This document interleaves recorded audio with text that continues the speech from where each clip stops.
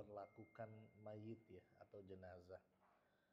Karena tentunya atau menyikapi atau bermuamalah atau bukan bermuamalah ya, tapi menyikapi jenazah itu bagian daripada hak seorang muslim terhadap muslim lainnya. Jadi ketika ada seseorang yang meninggal, entah itu keluarga, entah itu kerabat atau tetangga seorang muslim yang meninggal, maka ada hak yang harus kita penuhi. Jadi karena dalam sebuah hadis Rasulullah SAW mengatakan hakul muslim alal muslim sittun. Jadi ada hak seorang muslim terhadap muslim lainnya itu ada 6. Yang pertama kata Rasul adalah idza laqitahu fasallim alaihi. Jadi ketika kita bertemu dengan muslim yang lain, maka hak dia yang harus kita penuhi adalah memberikan salam. Ya. Memang kalau dari sisi hukum, sebagaimana yang kita ketahui, memberi salam hukumnya sunnah, menjawab wajib. Tapi kalau lihat dari hadis ini, memenuhi hak orang lain adalah sebuah kewajiban juga sebenarnya, kan begitu.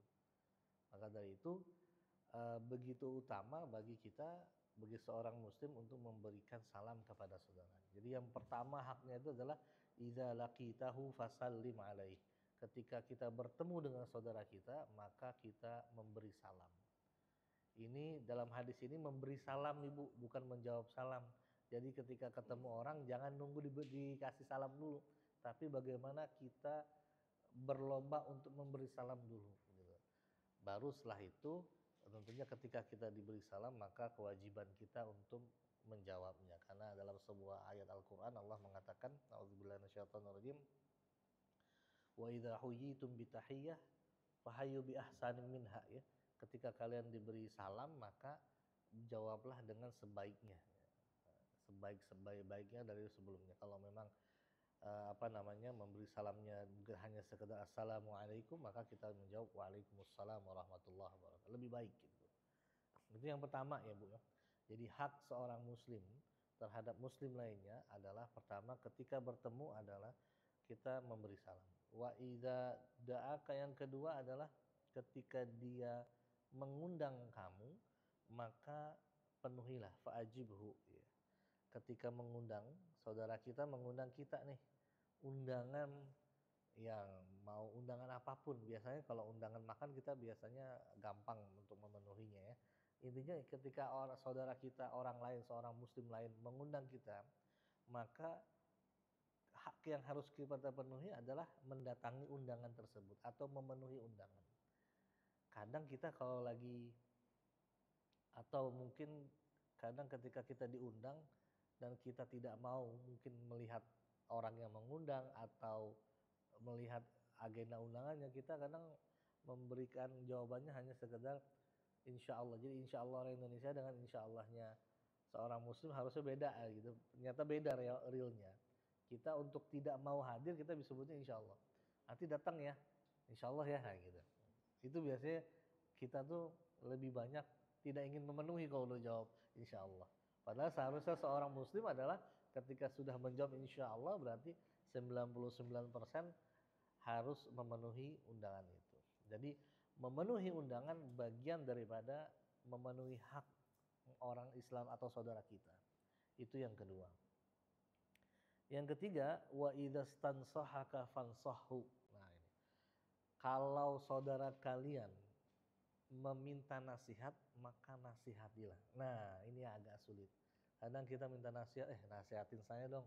Waduh, saya mah nggak layak gitu kan. Nah, ini kadang kita seperti itu. Padahal ketika ada saudara kita meminta nasihat, maka hak kita atau hak dia yang harus kita penuhi adalah untuk memberikan nasihat. Walaupun terkadang juga kita atau banyak mungkin di antara kita sebagai seorang muslim malu juga untuk minta nasihat. Biasanya kalau minta nasihat kayaknya ada masalah, padahal enggak juga gitu kan. Jadi bagaimana kita coba menghidupkan budaya saling menasehati. Makanya kan, dan kata saling menasehati ini bagian daripada salah satu kunci keberhasilan seorang muslim. Ibu ingat surat Al-Asr? Surat Al-Asr dikatakan sesungguhnya setiap manusia dalam keadaan merugi kecuali tiga kelompok. Yang pertama illal ladzina amanu, kecuali yang beriman, wa amilus sholihat. Kemudian yang ketiga apa Bu? Wa tawasau bil haqqi wa tawasau bis sabr. Orang yang selalu saling memberikan nasihat tentang kesabaran, tentang kebenaran. Di sini sebutnya saling, Bu. Bukan nggak disebutnya orang yang suka memberi nasihat. Nah, ini kalau kasihan orang yang nggak suka memberi nasihat kan, yang suka memberi nasihat mah gampang aja gitu ya. Tapi kunci keberhasilan menurut surah Al-Asr tadi adalah tawasau, saling, ada kata saling memberi nasihat. Makanya hak yang harus kita penuhi terhadap saudara kita sesama muslim, ketika dia meminta nasihat kepada kita maka wajib atau memberikan kita untuk memenuhinya, itu memberikan nasihat kepadanya. Itu yang ketiga. Kemudian yang keempat, kata Rasulullah SAW, hak yang harus kita penuhi, hak saudara kita ini harus kita penuhi. Wa idza atasa fahamidallaha fashammithu. Jadi ketika saudara kita bersin dan dia mengucapkan alhamdulillah, maka hak kita yang mendengar kata itu harus menjawabnya dengan apa Bu? Yarhamukallah atau yarhamukillah.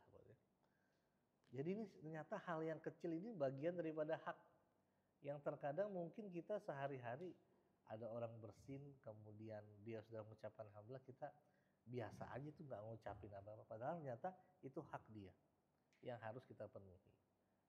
Ya, tapi juga di sini kan disebutkan idza atasa fahamidallah, ketika saudara kita itu bersin dan mengucapkan alhamdulillah.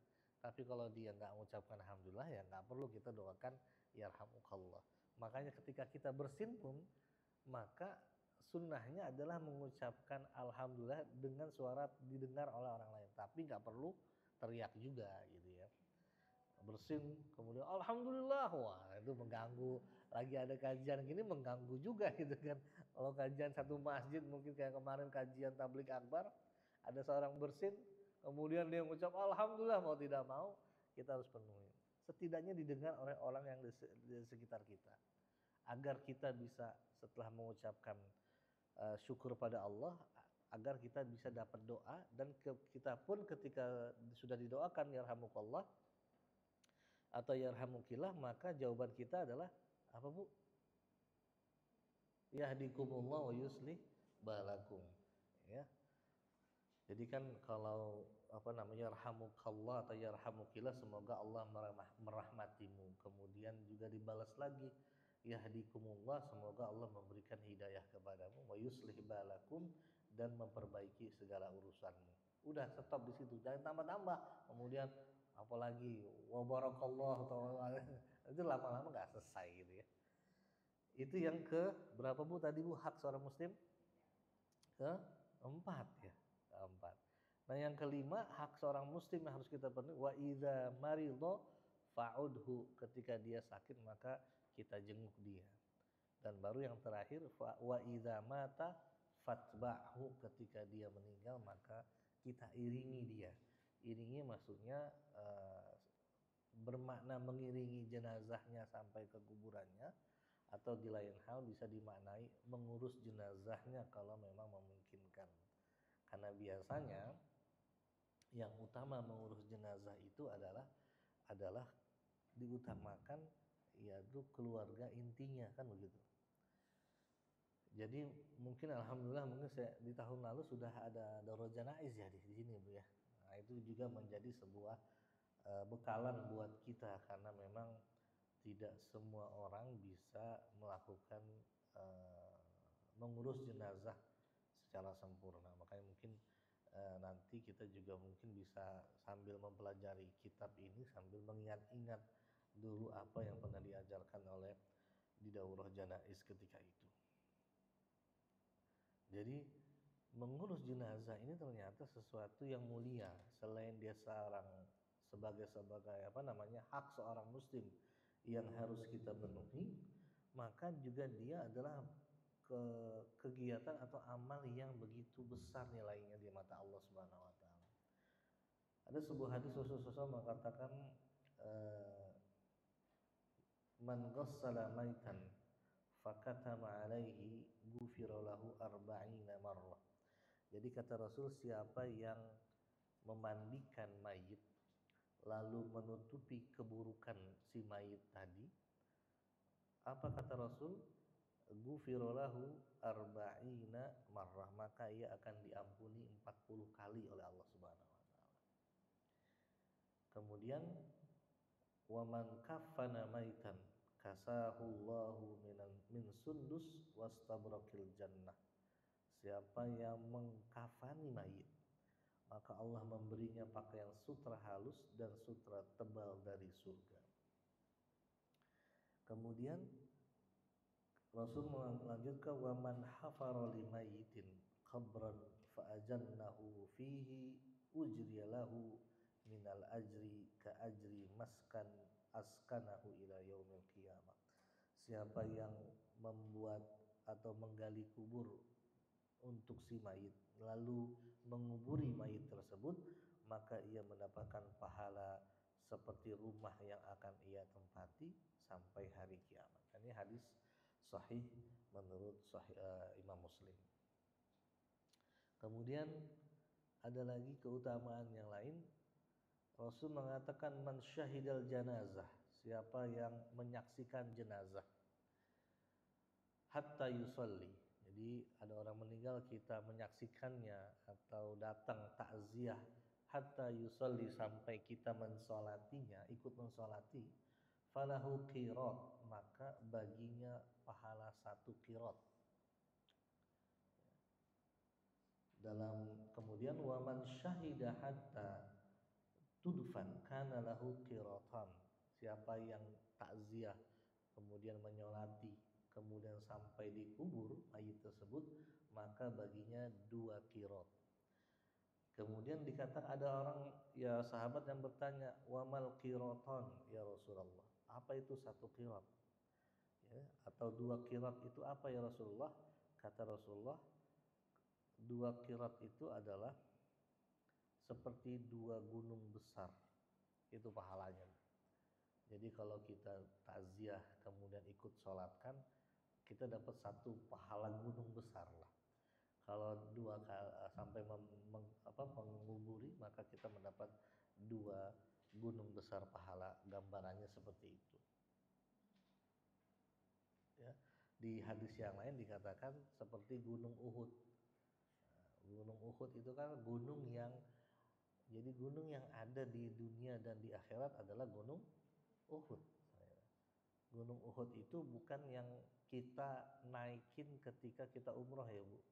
Ya, kita naikin di depan kuburan syuhada Uhud yang seperti gundukan kecil itu tempat, dikabarkan tempat salah satu tim pemanah.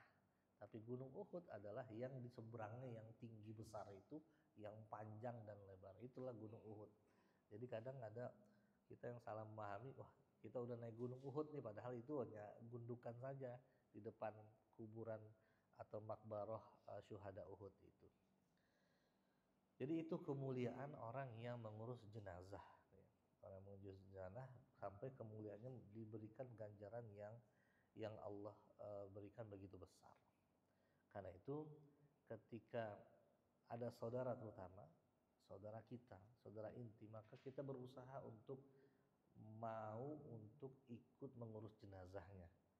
Walaupun mungkin ada petugas ya, mungkin biasanya di setiap masjid di kita itu ada petugas jenazahnya, tapi setidaknya kita ikutan ya.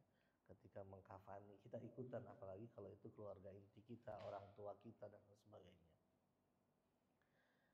Kita minta izin kepada petugas itu agar kita bisa ikut untuk mengurusi jenazah tersebut.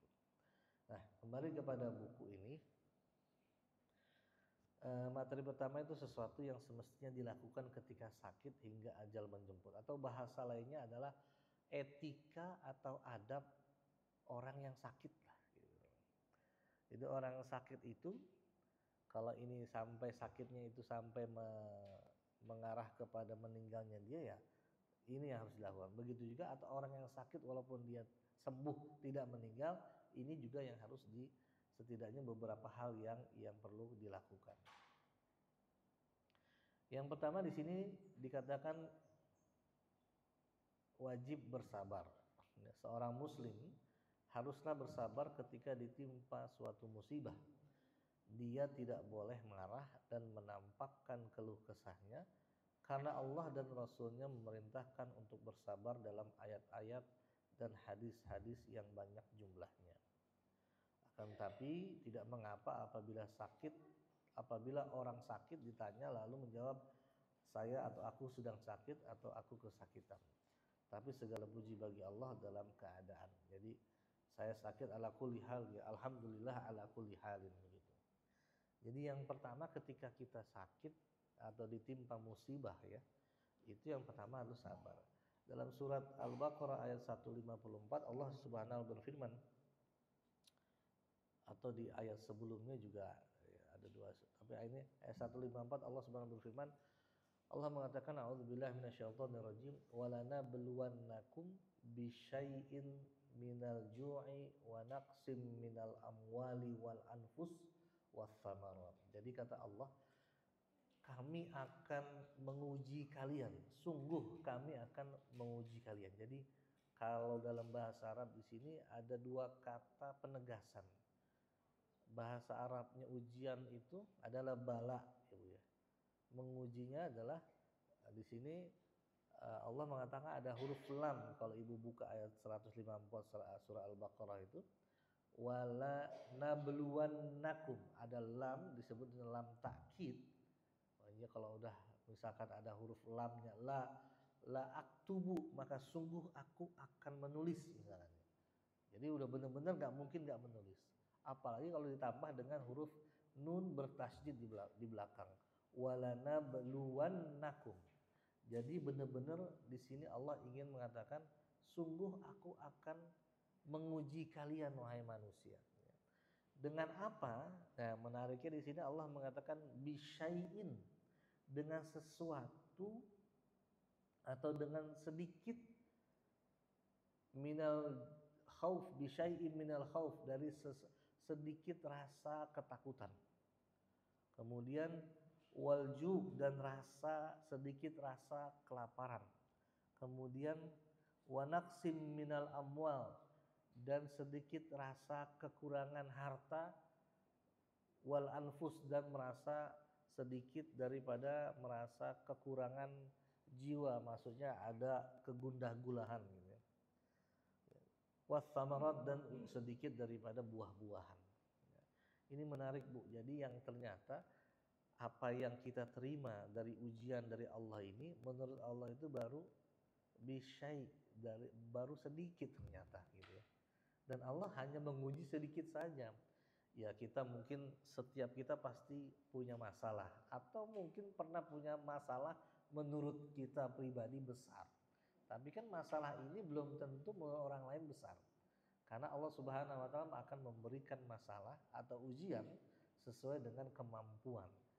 Ya, dalam surah Al-Baqarah juga Allah mengatakan la yukallifullahu nafsan illa wus'aha. Allah tidak akan membebankan seseorang kecuali orang itu sanggup menghadapinya, kan gitu. Dan ini sifatnya la yukallifullah, ini sifatnya juga bukan hanya sebagian yang kita pahami ujian, bahkan nikmat pun juga Allah memberikan nikmat yang hambanya itu sanggup menerima nikmatnya tersebut. Jadi jadi bisa dibilang kenikmatan atau ujian itu sebenarnya tergantung pandangan kita. Nikmat ini besar tergantung kita memandangnya. Ujian ini besar juga tergantung kita memandangnya. Belum tentu nikmat yang kita anggap ini besar, orang lain menganggapnya itu besar. Begitu juga belum tentu ujian yang kita anggap ini besar, orang lain menganggapnya itu besar juga. Jadi, dan ini yang kata-kata apa Allah Subhanahu wa taala katakan adalah bahwasanya yang Allah berikan ujian ini baru sedikit ya. Nah, sedikit dari rasa ketakutan, rasa kelaparan, rasa dari kekurangan harta, ya, rasa dari apa namanya, dari jiwa yang diuji. Baru ayat selanjutnya adalah wabasyiris, ayat sambungannya wabasyiris sabirin. Maka bergembiralah orang-orang yang sabar. Allah mengawali ayat ini bahwasanya kita akan diuji, tapi juga Allah memberikan kata atau bisa dibilang solusinya untuk menghadapi ujian Allah ini adalah dengan bersabar. Bahkan dengan membahasakannya dengan bergembiralah orang-orang yang bersabar. Di antara ciri atau karakteristik orang yang sabar disebutkan di ayat 155-nya, alladzina idza asabathum musibah, yaitu orang yang ditimpa musibah mereka mengatakan qalu inna lillahi wa inna ilaihi raji'un.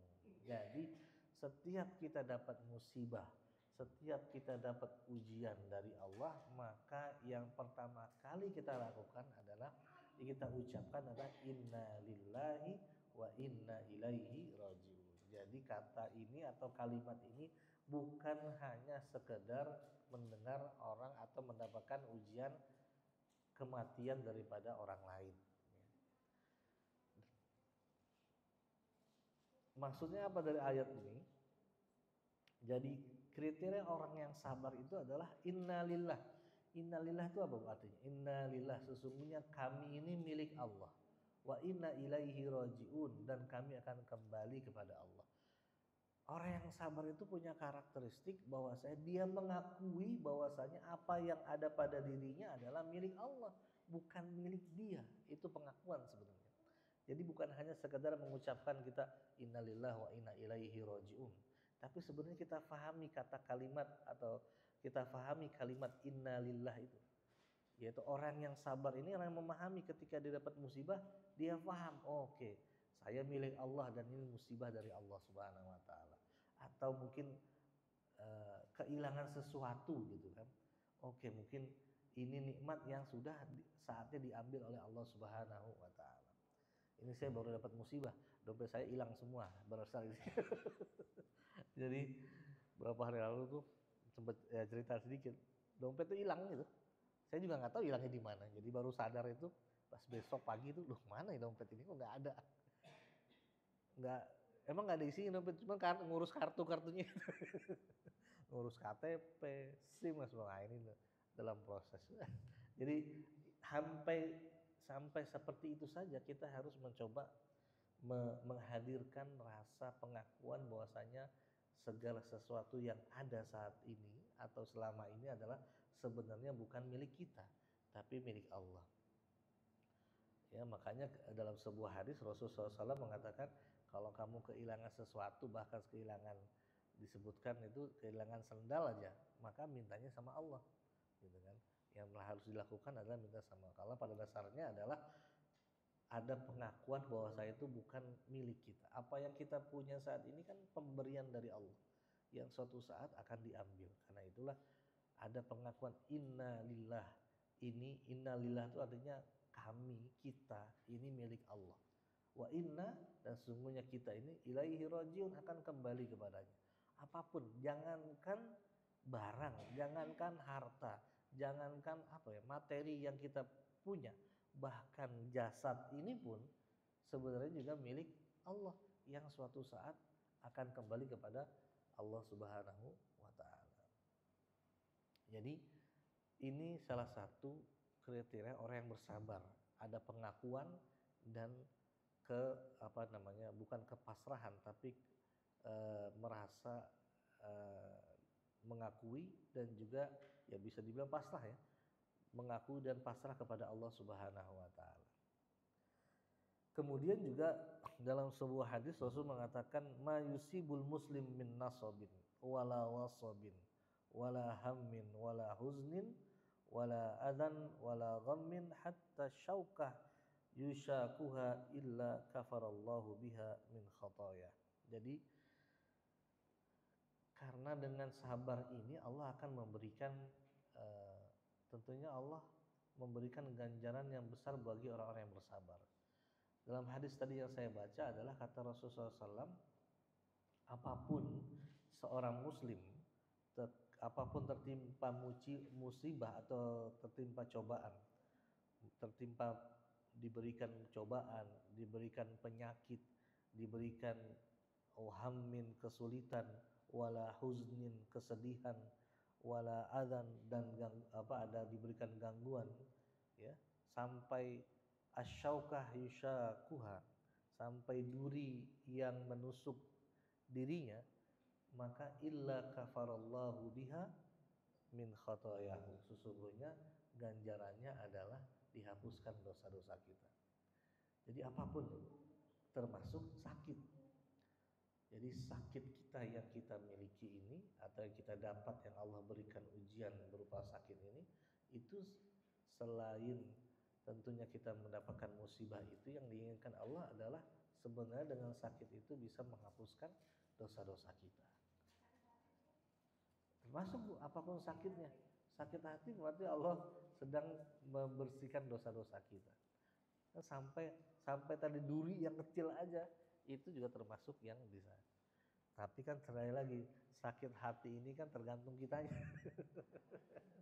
Semua tergantung kita, Bu. Penyakit apapun atau apa yang kita dapati sebenarnya itu kan kata Allah dalam Al-Qur'an, "Dhaharal fasadu fil barri wal bahri bima kasabat aydin nas." Telah nampak keburukan, kerusakan di darat dan di lautan, kata Allah, bima kasabat aydin nas, itu sebenarnya ulah kita juga. Ya, termasuk penyakit yang diberikan kepada kita. Mungkin kita punya penyakit kolesterol, ya sebenarnya itu sebenarnya ulah kita, gitu kan? Karena mungkin tidak melakukan pola hidup yang sehat, karena masih suka makan gorengan, gitu kan? Atau makan minuman yang menyebabkan yang sudah kita tahu sebenarnya, tapi kita masih melakukan. Selain itu juga sebagai musibah. Rasul mengatakan lagi, inna idzamal jaza, sungguhnya pahala yang besar didapatkan melalui cobaan yang besar pula. Ya. Wa innallaha idza ahabba qauman, dan Allah mencintai seseorang, maka Allah akan memberikan cobaan kepada dia. Faman radiya falahu ridha, siapa yang menerima cobaan tersebut dengan bersabar, maka dia akan mendapatkan ridha Allah. Dan siapa yang murka menerimanya, enggak suka menerimanya, maka Allah akan murka kepadanya juga. Itu yang sebuah hadis. Jadi ketika kita sakit, kembali kepada buku ini, maka kewajiban kita untuk bersabar. Bahkan sudah dicontohkan juga, Allah sudah memberikan contoh kepada kita, seorang hamba yang diberikan penyakit lama sekali dan orang tersebut bersabar sampai akhirnya diberikan kesembuhan yang sempurna. Siapa, Bu? Nabi Ayub, ya. Yang penyakitnya lama sekali, yang mungkin macam-macam lah, yang pernah cerita, yang pernah kita dengar, ya, penyakit yang sudah merusak tubuhnya lain sebagainya, tapi bahkan sudah ditinggal oleh keluarganya karena keluarganya tidak bersabar dalam menerima ujian yang ditimpa oleh Nabi Ayub.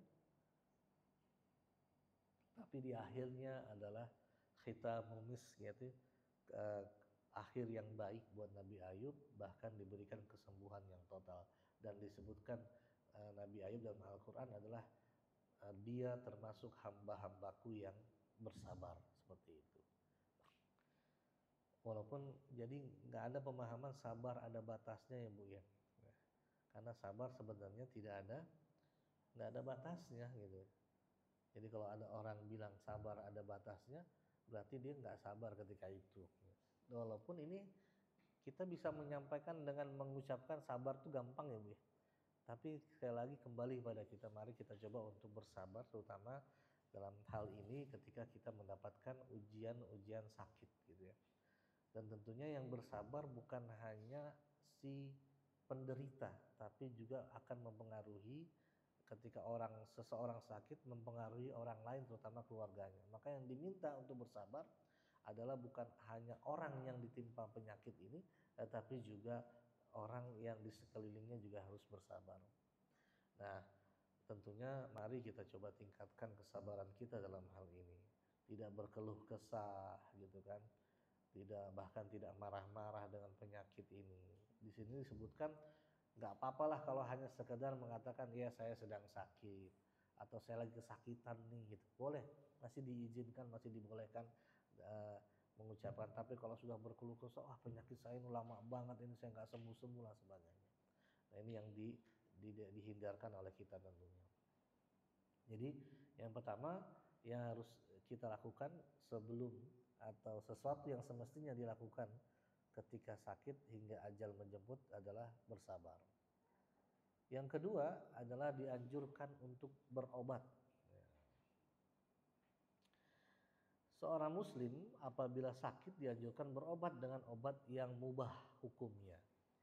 Berdasarkan sabda Rasulullah SAW, innallaha lam yunzal da'an illa anzalalahu shifaan fatadawaw. Sungguhnya tidaklah Allah menurunkan penyakit, melainkan juga menurunkan penawarnya, maka berobatlah. Hadis yang lain, innalikulli da'in dawa, setiap penyakit ada obatnya. Jadi kalau saat ini kita pernah mendengar ada penyakit yang nggak ada obatnya, bukan berarti nggak ada, tapi belum kita temukan. Karena Allah Subhanahu Wa Taala nggak mungkin, naudzubillah min dzalik, nggak mungkin zolim memberikan penyakit tanpa ada obatnya tadi. Nah ini apalagi yang disampaikan oleh Rasulullah SAW menjadi sebuah keimanan kita bahwa setiap penyakit itu ada obatnya, dan kita diminta ketika kita sakit kita berobat ya, atau melakukan aktivitas yang untuk menyembuhkan. Akan tetapi tidak boleh berobat dengan hal-hal yang haram. Nah, seperti minum khamr gitu kan. Ya, atau wah ini nih pakai darah babi minumnya maka sembuh gitu kan. Nah, itu nggak boleh. Atau kan hal-hal yang haram tuh banyak ya Bu ya. Mungkin penyakit yang kita temukan di masyarakat kita, ada yang minum darah ular gitu kan, itu kan binatang buas dan ya kita nggak boleh juga gitu kan ya. Atau dengan cara-cara yang diharamkan ya, datang kepada orang yang tidak pintar, nggak pintar ya, bukan orang pintar ya, karena orang kita bilangnya orang pintar padahal orang tidak pintar gitu kan. Kalau pintar dia udah lebih makmur dibanding pasiennya begitu ya. Kayak dokter kan pasti lebih makmur biasanya orang dokter ibu ya, karena pinter itu. Ini orang pinter disebut itu dia hidupnya begitu gitu, masih mau menyembuhkan, dia aja sakit asma gitu. Nah itu dengan cara-cara ini nggak boleh gitu kan, dengan cara atau obat yang haram. Ini berdasarkan sabda Rasulullah SAW, sesungguhnya Allah tidaklah menjadikan kesembuhan kalian dari apa-apa yang telah diharamkan bagi kalian. Jadi ketika kita dengar ini, wah ini obatnya, ternyata obatnya ada kandungan yang haram, maka keimanan kita dites, diuji. Kalau kita masih, wah mungkin ini sembuh kali ya, udah lama nih saya pakai obat apa-apa nggak sembuh, mungkin ini kali ya, ternyata orang itu sembuh. Sungguhnya ini keimanan kita, karena sungguhnya kenapa keimanan? Karena jelas hadisnya, jelas dalilnya bahwasanya Allah nggak akan memberikan kesembuhan dengan apa-apa yang telah diharamkan bagi kita. Gitu. Kemudian juga apa namanya? Jadi boleh Bu, berobat itu boleh, melakukan aktivitas kesembuhan itu boleh. Jadi nggak ada yang melarang ya kita berobat, siapapun ya, ke dokter atau ke tabib ya itu boleh, atau ke mantri dan sebagainya boleh, selama mereka ini atau kita tidak menggunakan cara atau apa namanya cara atau obat yang diharamkan oleh Allah Subhanahu wa taala.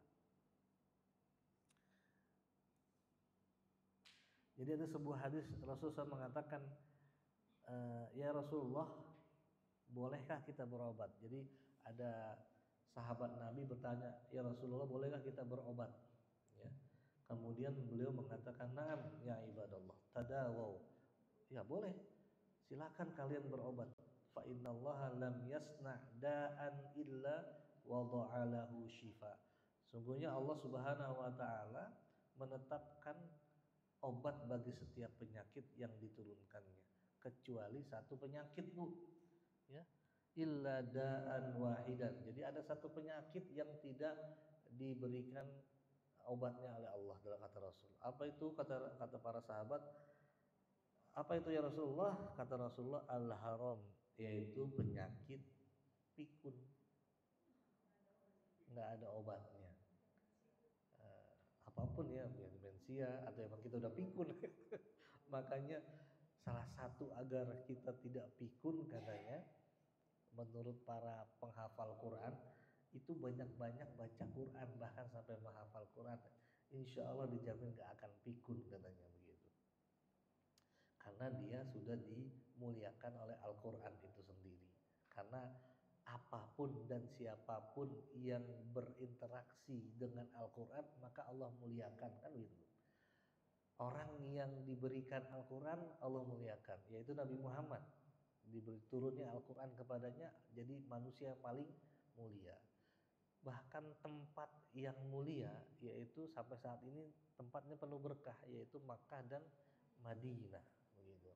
Kemudian bulan diturunkannya Al-Quran jadi bulan mulia, yaitu bulan Ramadan. Jadi apapun berinteraksi dengan Al-Quran maka akan Allah muliakan. Maka dari itu, kalau syarat menghafal Quran tadi, dia menghafal Quran, maka insya Allah akan tidak diberikan pikun tadi. Ya, setidaknya kita membaca setiap hari dan berusaha untuk menghafalkan sedikit demi sedikit. Ya. Kembali, yang ketiga adalah ketika kita sakit tadi boleh berobat ya Bu ya, boleh berobat. Yang ketiga boleh diruqyah.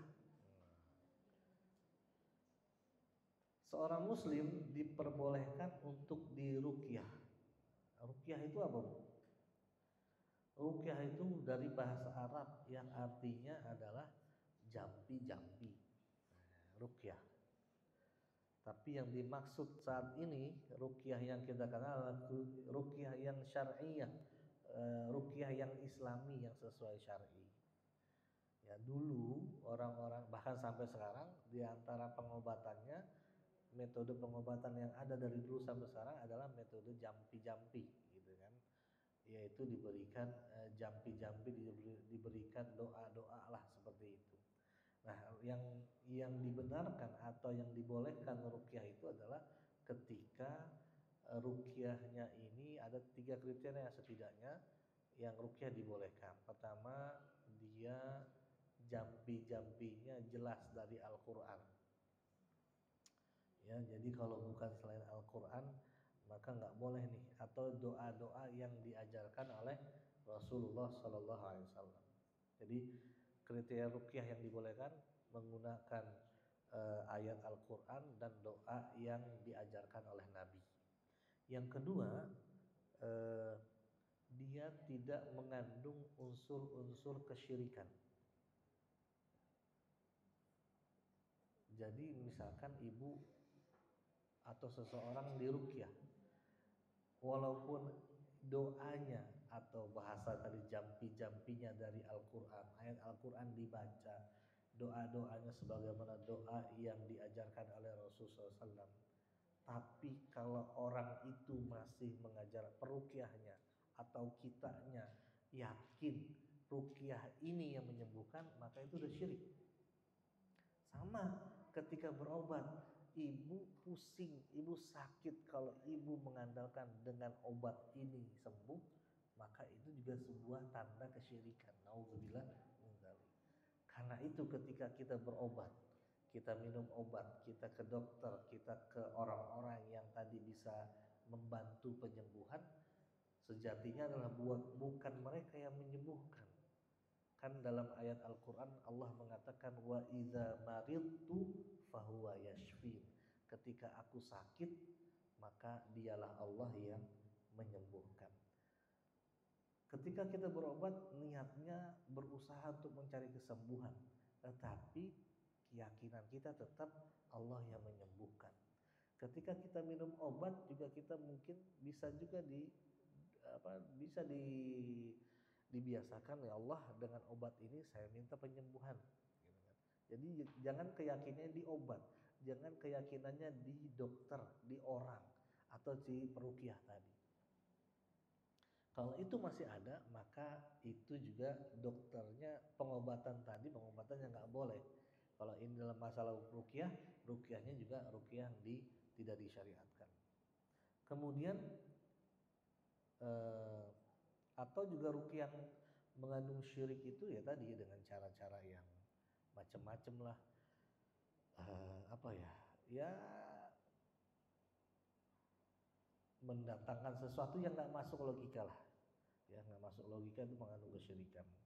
Nah ini kalau ruqyah seperti ini, maka ruqyah yang tidak syar'i, maka ini tidak dianjurkan, bahkan wajib kita tinggalkan. Tapi yang boleh, ruqyah yang dibolehkan di sinilah ruqyah dengan ayat Al-Qur'an dan doa Nabi, ya, berdasarkan sabda Nabi ini, la ba'sa biruqyah malam yakun fihi syirk, ya. Nggak apa-apa dengan ruqyah itu selama tidak ada mengandung kesyirikan. Padahal ada sebuah hadis dari Imam Bukhari dan Muslim. Beliau mengatakan, Nabi Muhammad SAW mengatakan, humul ladzina la yarquna wa la yastarqun wa la yatayayyarun wa ala rabbihim yatawakkalun. Jadi orang-orang yang enggak masuk surga itu adalah orang-orang yang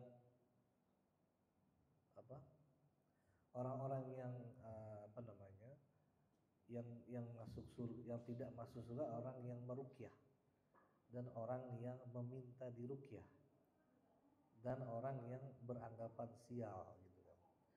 Ini ada sebuah hadis seperti itu. Makanya metode ruqyah ini menjadi perdebatan, ya. Karena ada hadis ini yang mengatakan enggak akan masuk surga orang yang meruqyah dan yang diminta ruqyah, atau orang yang meminta ruqyah. Tapi maksudnya di sini adalah tapi banyak juga beberapa hadis, termasuk hadis yang di dalam kitab ini, Rasul mengatakan nggak apa-apa dengan ruqyah. Bahkan juga Rasulullah SAW mengajarkan di antara tata cara ruqyah. Gitu kan. Tata cara ruqyah mungkin pernah kita dengarkan atau pernah membaca tentang hadis Rasulullah SAW ketika Rasul mendatangi sahabatnya yang sakit. Kemudian Rasul meminta air segelas, air putih, gitu kan. Kemudian dibacakan Al-Fatihah, kemudian ditiupkan. Tapi tiupnya bukan di airnya, Bu ya. Mungkin di tempatnya atau di gelasnya, misalkan ini nih. Air putih ini salah satu apa yang dilakukan Rasul adalah ketika kita sakit atau anak kita sakit atau orang sakit, dan ini diajarkan oleh Rasul. Diajarkan oleh Rasul bukan berarti itu hanya Rasul yang bisa, tapi kita pun bisa. Tapi sekali lagi, air ini kita bacakan Al-Fatihah, kemudian kita tiupkan, kemudian kita yakin bukan karena kitanya menyembuhkan, bukan karena airnya menyembuhkan, tapi karena Allah Subhanahu wa taala yang menyembuhkan. Seperti itu. Itu salah satu apa yang diajarkan oleh Rasulullah SAW. Tapi bukan airnya langsung ditiup gitu kan, itu loh bakterinya langsung masuk gitu. Kalau kan ada kan orang begitu ya Bu ya. Wah, ini semua tuh bakteri masuk, gimana mau tambah sembuh? Atau dicelupin tangannya itu ada tuh Bu, kalau Ibu lihat di YouTube sembuh. Dulu ada Pokari Monari. Monari kan dikobok-kobok aja gitu. Itu udah mengandung kesyirikan seperti itu. Ya, jadi yang dimaksud tidak boleh adalah tadi ruqyah yang mengandung kepada kesyirikan, ya. Bahkan juga Rasul pernah mengajarkan kepada kita bismillahirrahmanirrahim, dengan nama Allah aku meruqyahmu, min kulli syai'in yu'dzika, dari segala sesuatu yang mengganggumu. Ada doanya. Ini nanti saya lupa Bu, nanti saya kirim ya. Ada beberapa tambahan yang saya dari buku ini. Jadi sekali lagi, ruqyah itu boleh. Dan ruqyah itu bukan menjadi sebuah keahlian seseorang. Setiap muslim bisa meruqyah. Sekali lagi Bu, yang bisa meruqyah atau memberikan akibat baik terhadap ruqyah bukan orangnya, bukan si peruqyahnya, tapi adalah Allah. Keyakinan kita misalkan apa ya, ibu mau meruqyah seseorang, wah jangan saya nggak bisa meruqyah. Kenapa nggak bisa? Kan tinggal dibaca ayatnya, kembali keyakinannya, baca aja ayat-ayatnya, ayat-ayat tentang ruqyah gitu kan, ayat-ayat yang bisa kalau memang ruqyah. Tapi kan biasanya orang ini meruqyah, kalau disebut ruqyah itu biasanya ada, kalau ada gangguan jin, padahal kalau sakit juga bisa diruqyah gitu kan.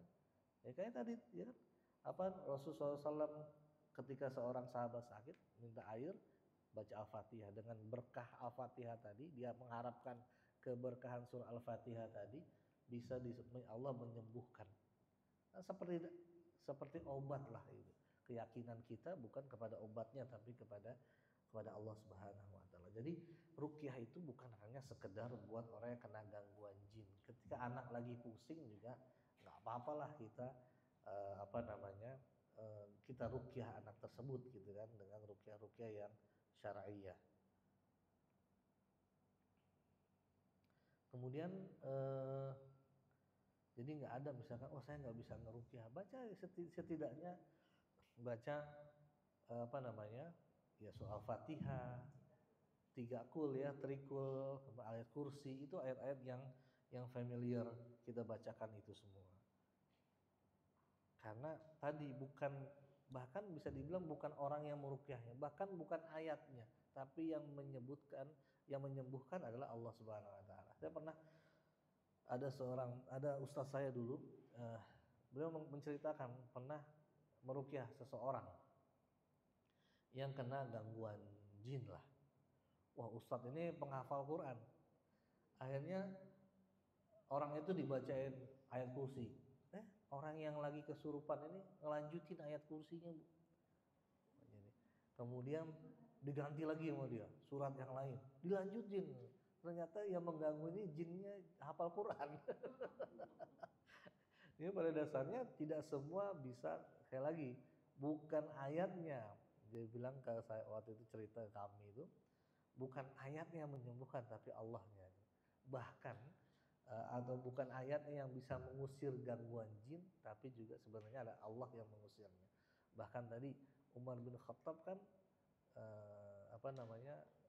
ketika kata Nabi kan dalam hadisnya itu, ketika Umar lewat, jin-jin itu kan pada minggir. Ya. Bahkan siapa? Imam Abu Hanifah apa Imam Malik ya, ketika ada seorang seorang muslim di zamannya itu, kalau nggak salah Imam Malik, saya lupa Bu, ya, Imam Abu Hanifah atau Imam Malik itu dilaporkan, wahai Imam, ini ada orang yang kesurupan. Kata Imam, saya tadi lupa Imam Malik atau Imam Abu Hanifah mengatakan, ini bawa sorban saya dulu aja, saya lagi masih ada tangguh kerjaan. Sorbannya Imam belum nyampe udah sembuh, orang jinnya itu udah kabur gitu kan. Karena sebenarnya bukan tadi, orang udah tadi ketika seorang udah bertakwa pada Allah, maka nggak ada yang dia takuti kecuali Allah Subhanahu wa taala.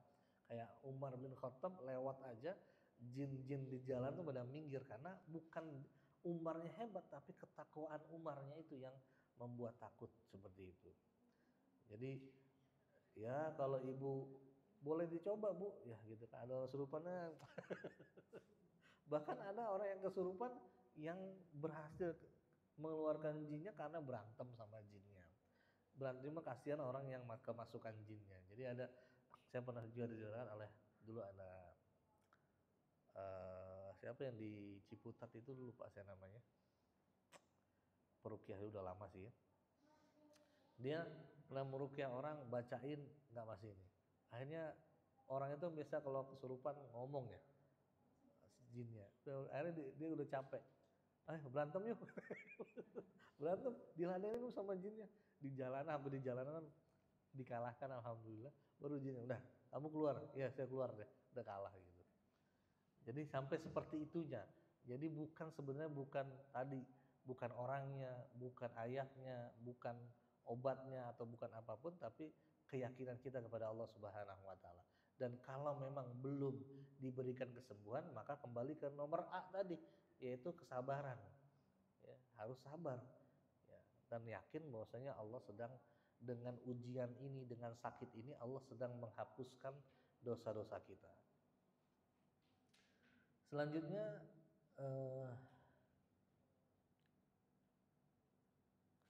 larangan menggunakan jimat dan mantra ini juga sama lah ya. Diharamkan menggantung jimat atau menggunakan mantra-mantra. Tidak boleh bagi seorang muslim melakukan hal-hal tersebut berdasarkan sabdanya, sabda Rasul, barang siapa menggantung tamimah sejenis jimat, sungguh dia telah berbuat syirik.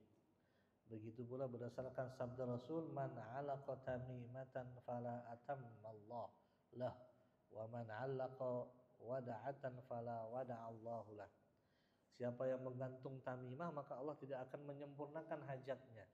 Siapa yang menggantung wada'ah sejenis jimat, Allah tidak akan merestuinya. Begitu pula sabda Rasul kepada seorang yang terlihat mengenakan gelang dari kuningan.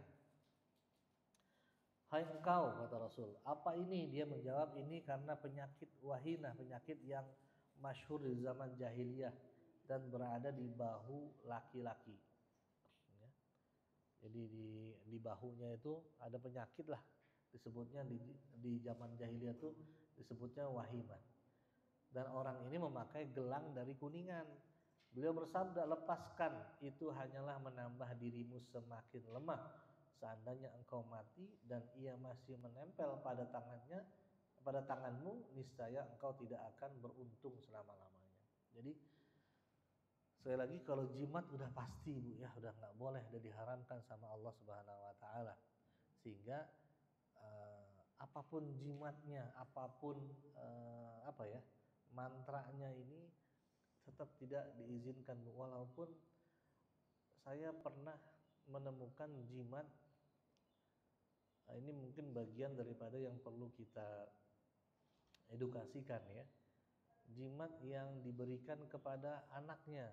Seseorang ingin memberikan rasa aman anaknya sekolah atau kuliah di mana, dikasih nih kamu simpan, taruh di dompet. Nah, itu kan pernah diberikan ke saya. Memang isinya tulisannya tulisan Arab. Ada yang tulisan Arab tapi nggak tahu apa itu, karena cuma butuh-butuh gitu dan nggak jelas. Ada memang ayat Al-Quran yang ditaruh di situ, dituliskan. Saya lagi tadi, keyakinan kita bukan ayatnya yang bisa. Kalau ayat ini disalahgunakan kan bisa aja. Termasuk tadi, ternyata itu adalah jimat yang diberikan orang tuanya. Ya. Dan apapun jimat ini tentunya diharamkan oleh Allah Subhanahu Wa Taala. Bahkan Allah tidak akan memenuhi kebutuhan-kebutuhan ini. Walaupun ada orang jimat karena dalam rangka apa Bu? Kalau usaha penglaris ya. Dia laris, tapi laris itu tidak akan mendapatkan kebaikan dan keberkahan sebenarnya, gitu kan. Tapi kok kenapa bisa laris? Ya karena dia sudah ada kerjasama dengan makhluk lain. Yaitu kan dalam surat Al-Jin ya. Gimana Bu ayatnya Bu? Allahumma sholli ala sayyidina Muhammad. Sebelah saya salah surah Al-Jin itu kok jadi lupa ya. Hah? Kenapa Bu? Surat Al-Jin.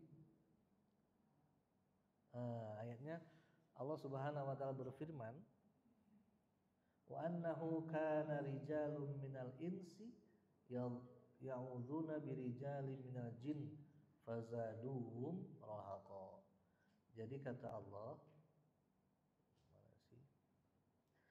sesungguhnya ada beberapa orang dari kalangan manusia, rijalun minal insi ya'udzuna birijalin minal jin, yang meminta perlindungan dari golongan jin. Fazaduhum rahaqa, tetapi mereka atau jin itu menjadikan mereka manusia bertambah sesat. Dalam surah Al-Jin ayat ke-2 ayat ke-6. Maksudnya ternyata jin itu bisa membantu manusia dalam hal-hal tertentu. Bahkan ketika kita ke orang yang tidak pintar, gitu ya, dia bisa mengetahui, oh ternyata barang kamu yang hilang ada di sini, karena dia mencuri kabar-kabar langit ya. Kan salah satu ayat surah Al-Mulk ya yang mengatakan bahwasanya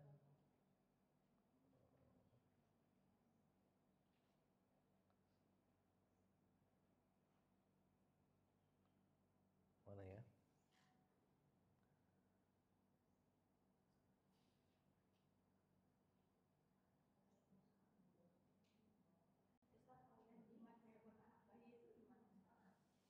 Jimat, segala jimat tidak dibenarkan, Bu.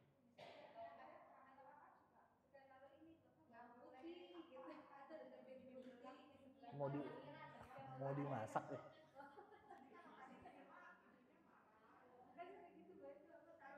Ya itu menjadi sesuatu yang akhirnya menjadi sebuah tradisi yang padahal itu tidak akan tujuannya untuk apa?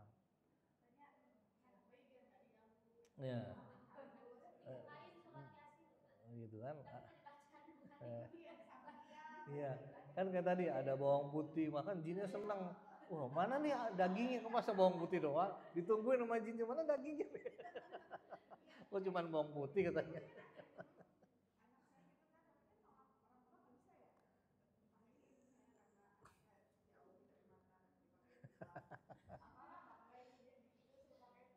Nah itu Bu, kan di sini ada di sini tentang apa? Tentang kesehatan. Rasul kan ada seorang sahabat yang mengatakan, loh kok kamu ngapain? Kamu apa itu kata Rasul kan? Ini dari gelang dari kuningan yang dia meyakini ini bisa menyembuhkan.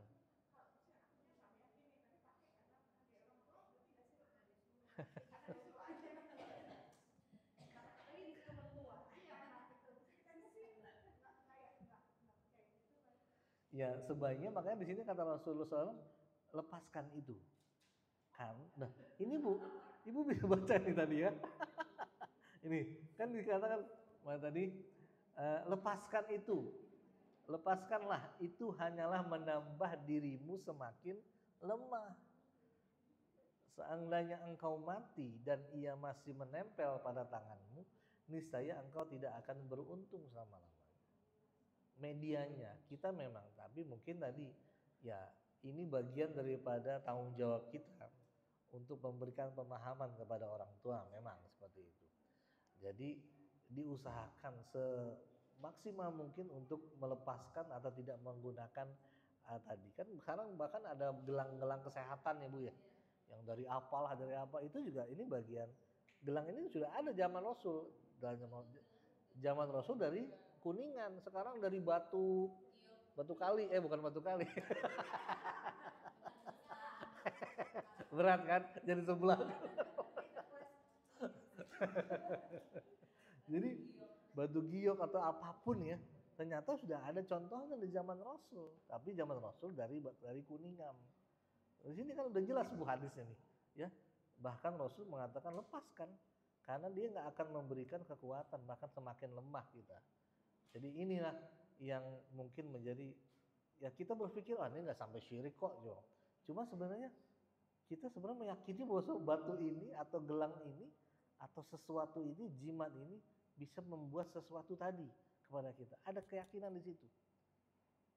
Wah bisa bikin aman dan sebagainya. Yang tadi saya ceritakan Bu, masalah jimat. Ini pesertanya berapa Ibu? Itu di ICM Bu. Ngasih jimat. Di ICM inilah tidak terlarang mengambil langkah pencegahan apabila dibarengi keyakinan bahwa tidak ada yang menjaga dan memelihara selain Allah, dan bahwa orang yang tidak dilindungi Allah tidak mungkin selamat. Nabi SAW pernah ditanya tentang onta yang terkena kudis. Beliau menjawab, lalu siapa yang menulari onta pertama? Ya. Jadi seperti itu ya. Nabi mengajarkan bahwa penyakit berada di bawah izin Allah. Apa yang dia inginkan terjadi dan yang tidak diinginkan maka tidak akan terjadi. Kemudian selanjutnya mengenai wajib menjenguk orang sakit. Ya, tadi bagian daripada hak seorang muslim yang harus kita penuhi ketika dia sakit maka kita berusaha untuk menjenguknya, gitu kan. Rasul SAW bersabda, "At'imul ja'i' wa'udu al-marida wa fukku al-'ani al-asir." Berilah makan orang lapar, jenguklah orang sakit, dan bebaskanlah tawanan. Jadi ketika menjenguk orang sakit, jadi perintah Rasul adalah untuk menjenguk orang sakit. Dalam hadis lain yang saya dapatkan juga kata Rasulullah SAW, "Idza 'ada rajul akhahul muslim."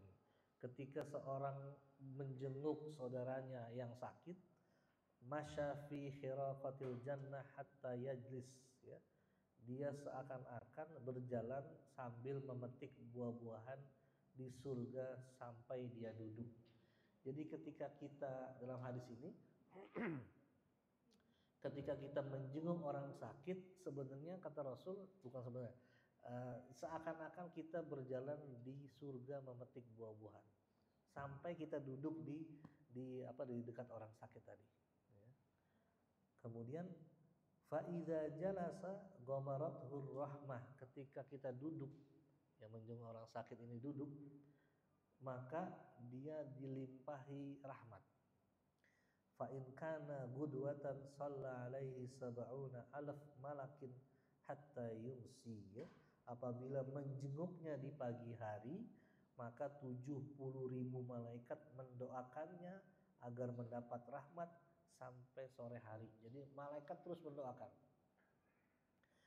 Kemudian wa in kana masaan, kalau dia menjenguknya sore hari, maka 70.000 malaikat tadi mendoakan dia sampai pagi.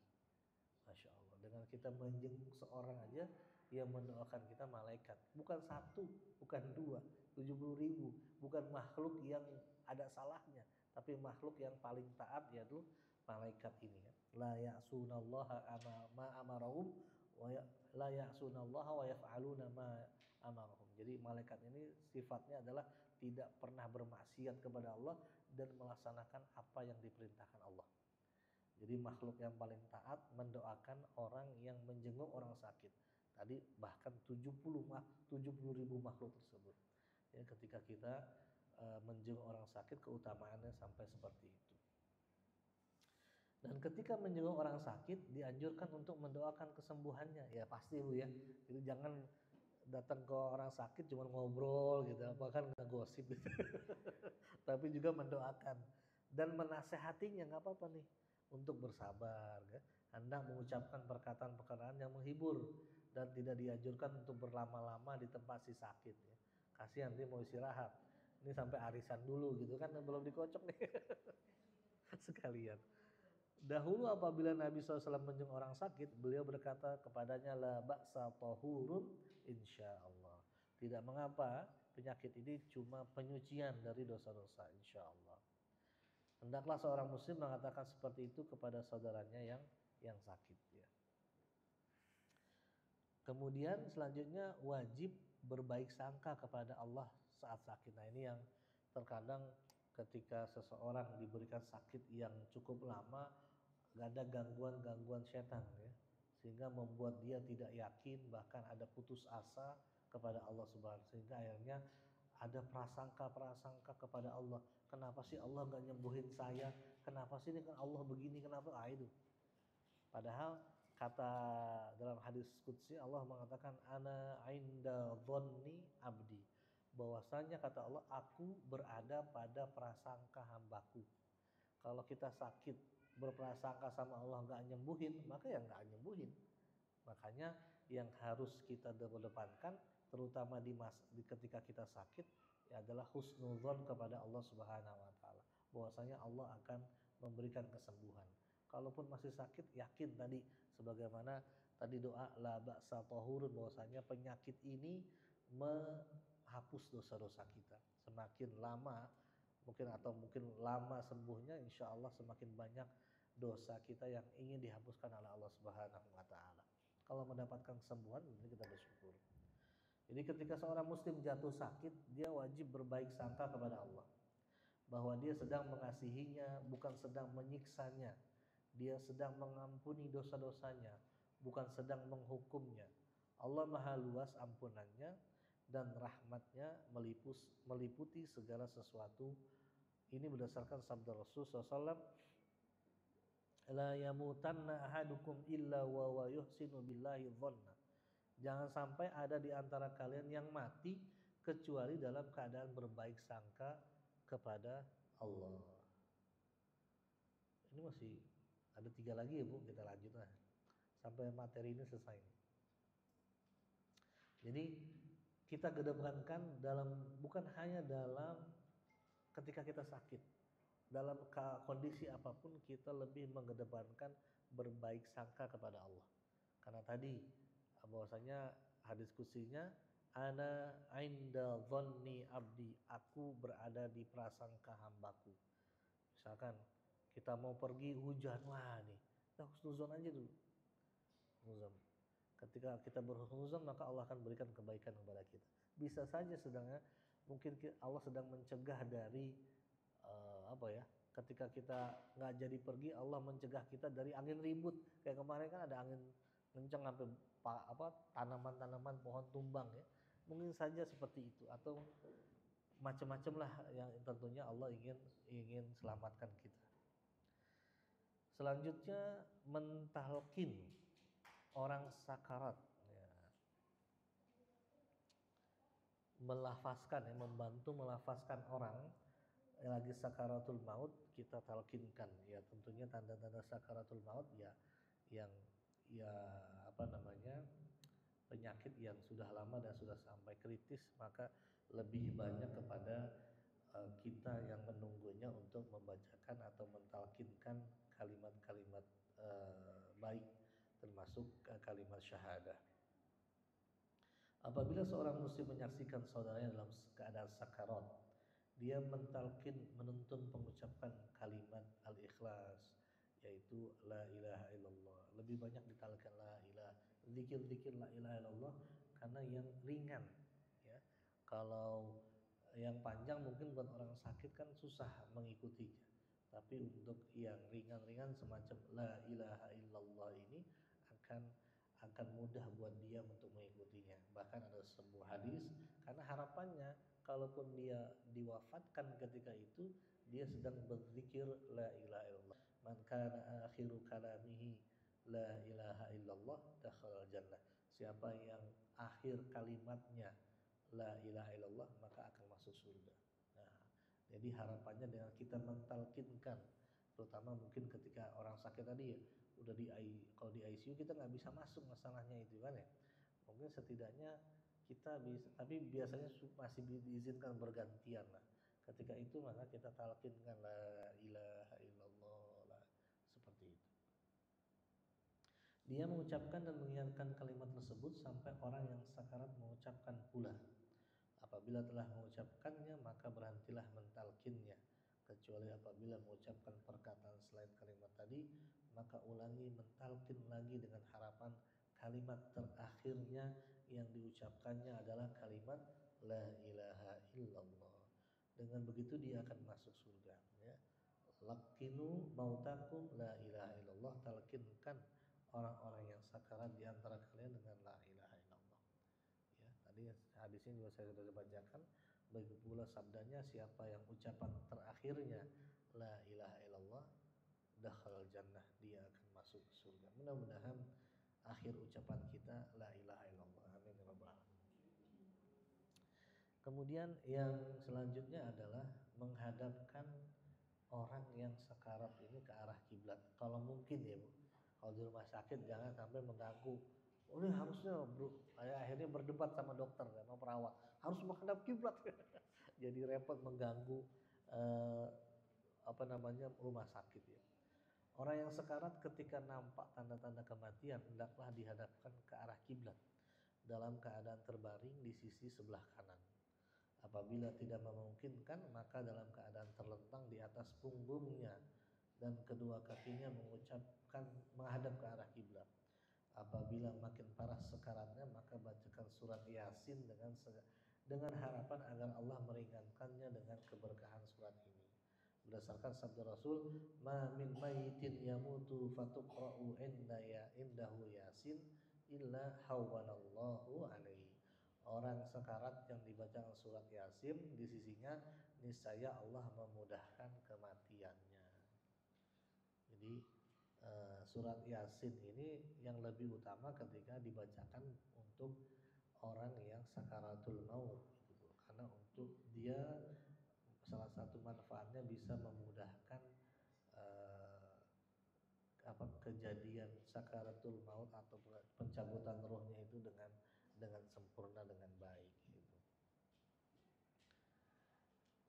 Uh, Walaupun dari hadis ini dan hadis yang lain juga bacalah surat Yasin, Iqra'u Yasin ala mautakum ya. Itu hadis yang mungkin menjadi perdebatan juga. Bacalah surat Yasin kepada orang-orang yang meninggal di antara kalian. Jadi kalau para ulama sebagian mengatakan ini buat orang-orang mautakum, ini orang-orang yang meninggal, maksudnya orang-orang yang dalam keadaan sakaratul maut. Tapi ada juga mengatakan ya main-main, makanya beberapa kalangan umat Islam yang membacakan surat Yasin ketika orang mayit sudah ada dibacakan surat Yasin. Pada dasarnya itu adalah perbedaan pendapat dan insya Allah enggak jadi sebuah permasalahan yang besar di antara umat Islam. Tapi untuk dia sakaratul maut ini sesuatu yang bisa memudahkan orang yang dalam sakarat itu untuk menyelesaikan urusannya dengan Allah Subhanahu wa taala. Kemudian yang selanjutnya yang terakhir dari materi pertama ini adalah memejamkan mata jenazah dan menutupinya dengan kain. Apabila nyawa seorang muslim telah dicabut, maka kedua matanya wajib dipejamkan dan seluruh tubuhnya ditutupi dengan kain. Tidak boleh mengatakan hal-hal yang buruk, tapi hendaknya diucapkan, ya Allah ampunilah dia, ya Allah rahmatilah dia, berdasarkan sabda Rasulullah SAW, idza hadartumul marid awil mayyit faqulu khairan fa innal malaika yu'minuna ala ma taqulun. Ketika kalian menengok orang sakit atau orang meninggal, katakanlah yang baik-baik, karena sesungguhnya malaikat mengamini apa yang kalian katakan. Rasulullah SAW pernah menengok jenazah Abu Salamah yang kedua matanya terbuka. Beliau lalu memejamkannya dan bersabda, sungguhnya apabila roh telah dicabut, maka akan diikuti oleh penglihatan. Seorang dari kerabatnya berbuat gaduh sehingga beliau bersabda, jangan katakan tentang karib kerabat kalian ini selain perkataan yang baik-baik, karena sesungguhnya malaikat mengamini apa yang kalian lakukan ya. Jadi kondisi apa yang dikatakan Rasul, orang ketika sakaratul matanya matanya yang karena matanya melihat ruhnya yang dicabut tadi. Jadi ada beberapa kejadian atau beberapa mayit yang matanya terbuka ketika dia meninggal, maka kita yang ada di situ untuk menutup matanya. Seperti itu salah satu sunnah yang diajarkan oleh Rasulullah SAW. Itu Ibu tentang yang bab tentang hal perihal jenazah, materi pertama yaitu etika atau adab kita ketika sakit sampai ajal menjelang ajal lah seperti itu. Nanti insya Allah pada selanjutnya materi kedua hal-hal yang perlu diperhatikan dari wafat sampai pemakaman. Lebih kurangnya mohon maaf. Wabillahi taufiq wal hidayah. Assalamualaikum warahmatullahi wabarakatuh. Gak ada pertanyaan kan? Silakan Bu.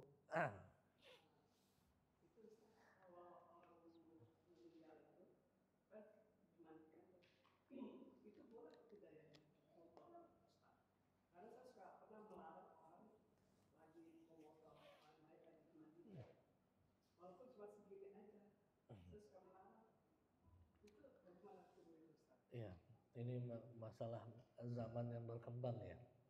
Karena bukan hanya itu, kadang orang ketika ada yang meninggal, bukan apa-apa sih, bukan hanya meninggal, orang saat ini lebih sibuk mendokumentasikan segala hal. Termasuk sampai orang meninggal pun, kayak misalkan yang laki-laki misalkan, bukannya berebut untuk angkat jenazah, tapi foto-foto. Jadi keutamanya hilang, termasuk masalah ketika memandikan. Memandikan saja dibatasi orangnya. Selain biar nggak sempit gitu kan. Yang kedua, biar ketika ada aib-aib pada si mayit, hanya orang-orang tertentu yang mengetahui. Makanya lebih baik yang mengurus jenazah termasuk memandikan ini adalah kalau bisa keluarga terdekatnya, begitu. Jadi apalagi itu kan dalam rangka agar aibnya ini tidak eh, dapat diketahui oleh siapapun, gitu kan. Nah, apalagi kalau difoto, sebaiknya malah harus dilarang karena khawatir ada aib-aib walaupun mungkin cuma separuh tadi ya, kepalanya, walaupun mungkin dalam keadaan senyum gitu kan, tapi sebaiknya tidak dilakukan karena kita tidak mengetahui takutnya ada fitnah setelah itu ya. Adapun kayak misalkan para pejuang misalkan di Palestina gitu kan suka diperlihatkan, tapi kan itu dalam kondisi yang nggak apa ya, masih masih berpakaian pada dasar karena seorang mujahid itu ketika dia syahid maka dia tidak perlu dimandikan, tidak perlu dikafani, dia dikubur begitu adanya. Seorang yang syahid gitu. Jadi sebagai pakaian itu sebagai saksinya seperti itu. Nah, selain orang itu seperti reguler atau orang-orang normal yang biasa ini lebih baik tidak dilakukan seperti itu.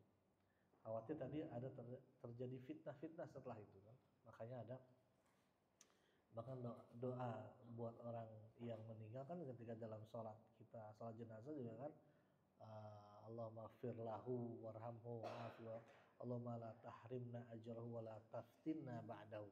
Ya Allah, yang terakhir wala taftinna ba'dahu, janganlah kau uji atau fitnah kami dengan dia gitu kan.